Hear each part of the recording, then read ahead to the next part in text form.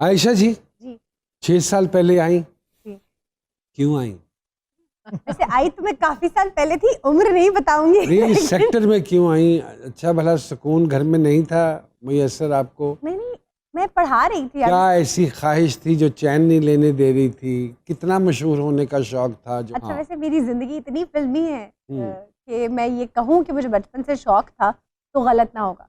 मैं I always use to write, कहानियां लिखा करती थी हमेशा से। और आजकल आपको articles- पता है लिखारी कितने पैसे ले रहे हैं? जी जी बिल्कुल। राइटिंग के। लेकिन उस वक्त नहीं था ना, उस वक्त मेरी वालदा को लगता था कि तो अब आप ये काम छोड़ के दोबारा लिखारी बन जाइए। कितनी देर लगती है? मैं अंग्रेजी में कहानियां लिखती थी, मैं वही अर्ज करने लगी हूँ कि अंग्रेजी कहानियां लिखने का और उन्हें यूथ में और यू में छापने का बहुत शौक।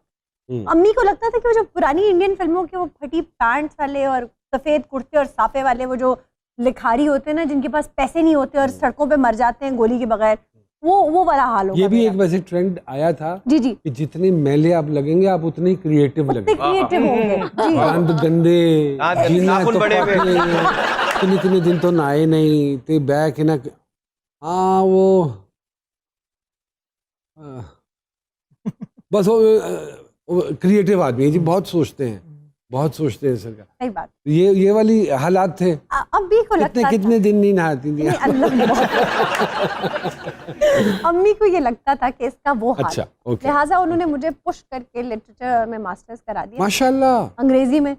अब उसने मेरी पर्सनालिटी कब को मास्टर किया जी? Which year? it was 2002। अच्छा, अब अंदाजा हो गया आपकी उम्र। हाँ तो ठीक है, कर लीजिए। 2002 में मास्टर्स किया और उसके बाद मेरी जिंदगी अक्सर बदल बिल्कुल ही। अब मेरे जो थोड़े बहुत एडवेंचर के तार थे वो बंद कर दिए। और उसके बाद मैंने इंग्लिश लैंग्वेज टीचिंग की और मैं बहुत अंदर ही अंदर, जैसे कहते हैं ना, सेडिस्ट बन गई काफी ज्यादा। तो मेरी कहानियों में भी उसका रंग झलकने लगा। ये शौक था पढ़ाने का या ये मजबूरन आप गई? Not at all. मैं बताया ना, बचपन से ये शौक सारे अंदर ही अंदर थे। अच्छा। स्केचिंग का, गाने का, पढ़ाने का, ये सब शौक और इनकी आवाज है पढ़ाने वाली। शोज भी करते हैं अगर कोई टीचर बैठी है डांट के टपट के। बिल्कुल ऐसे ही है बरकत भैया। और आपने शायद पता नहीं नोट किया, क्योंकि एक आधी दफा झलक पड़ी है तो सरकार पता है कैसे बैठती है। ऐसे बैठ के हाँ, जी जी, आप होस्ट बनी है। बिल्कुल सही कह रहे हैं आप कि वाह, जो प्राइवेट स्कूल का जो नहीं सॉरी गवर्नमेंट स्कूल का जो टीचर होता है ना, उस जैसे कई लोगों ने कई दफा कहा भी क्या मास्टर नहीं लगती हैं, खुदा के लिए सीधी बैठा करें।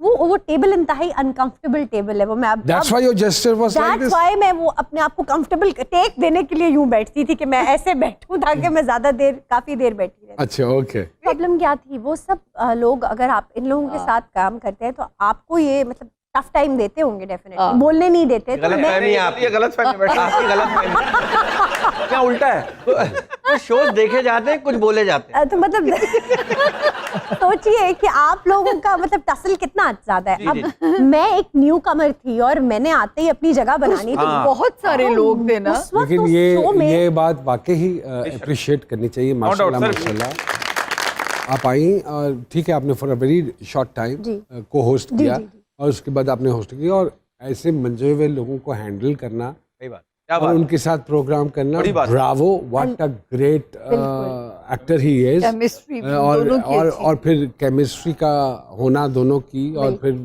एक प्रोग्राम को चलाना इतना अरसा, ब्रावो जी, बहुत बहुत मुबारक हो आपको। और 6 साल के करीब 6 साल किया मैंने। 6 साल किया। अली को मैं अपना टीचर मानती हूँ। अली ने मुझे जिंदगी में और इस फन में बहुत सिखा। आयशा जहां ज़ेब साहब हमारे साथ मौजूद हैं, नदीम लूनेवाला साहब हमारे साथ मौजूद हैं। एक छोटे से ब्रेक के बाद जी सरकार में दोबारा आपकी खिदमत में हाजिर होते हैं।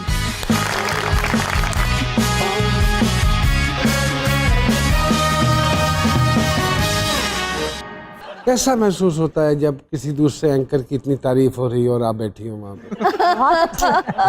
बहुत अच्छा लगता है। अच्छा, I believe in one thing Aman साहब, कि अगर कोई अच्छा दूसरा होगा तो कंपटीशन होगा। अरे अल्लाह अकबर। तो ये दुआ करें कि ऐसी लड़ी रहे, ऐसे लोग आते रहें, ये काम होता रहे, महफिलें सजती रहें। अगर नहीं होगा तो काम भी नहीं होगा। कि मैं तो अभी भी अपने आप को कभी तस्लीम ही नहीं किया कि मैं ये काम करूं। मैं तो बैठ के गुफ्तगू करता हूं। ये बोल के 1000 एपिसोड निकाल दिया आपने।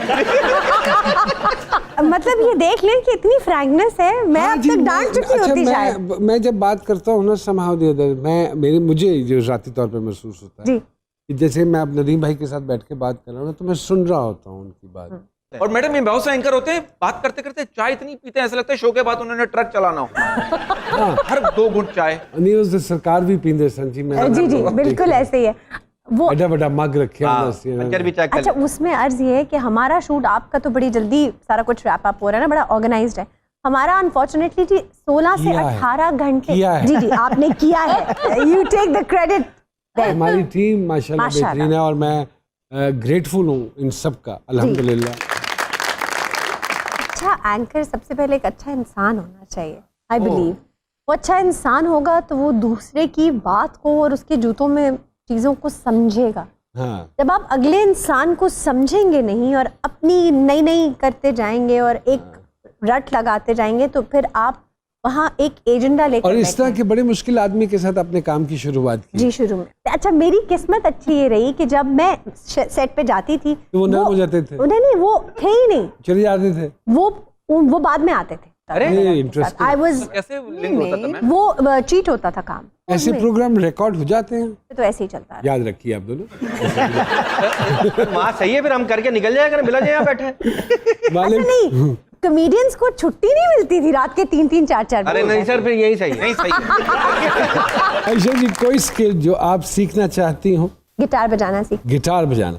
शौहर नामदार को सबसे महंगा तोहफा जो आज तक आपने दिया हो, क्योंकि यही कहेंगी खवातीन, यही कहती हैं। नहीं। 2 चांची अब कुछ बेटी। देखो मैंने तुम्हें 4 बच्चे दिए, और अगर नहीं होते भाई मेरा क्या कसूर है, अल्लाह नहीं दे रहा। सबसे अब मेरे जवाब का इंतजार तो कीजिए। मैंने अपनी अना तोड़ के उनके हाथ में दी। वाह वाह वाह। मैंने क्या कहा था, मुनफरिद जवाब दिया।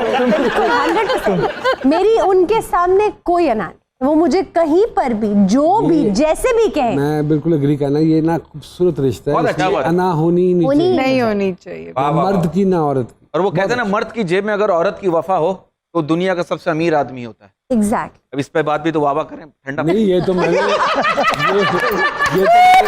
ये मैंने बात तो पढ़ के मैंने बोला आपको मैंने। मेकअप में बताई थी। सारी बात है मेकअप रूम में। पैसों की जरूरत पड़ जाए तो पहला फोन किसे करती है? खामद को। खामद। कोई इंसान या उस्ताद या डायरेक्टर या दोस्त जिसे आप अपना मोहसिन समझते हैं? हर वो इंसान जिसने मेरे मुश्किल वक्त में मेरे सर पे हाथ रखा है, मेरी इतनी सी भी मुश्किल में मदद की है, जबान से, एक्शन से, या मुझे ढारस बंधाई है जो कि मुझे हमेशा जरूरत पड़ी है, तो वो मेरा मोहसिन है। बड़े से बड़ा, छोटे से छोटा। अच्छा ठीक है जी। आपके पसंदीदा अदाकार नेशनल या इंटरनेशनल? मेरा कोई पसंदीदा नहीं है। छोड़ दे फिर, आप ज़्यादा तफसील में मत जाइएगा। नहीं, अच्छा पसंदीदा इसलिए नहीं है क्योंकि मैं हर किसी से कुछ ना कुछ सीखती सीखती हूँ।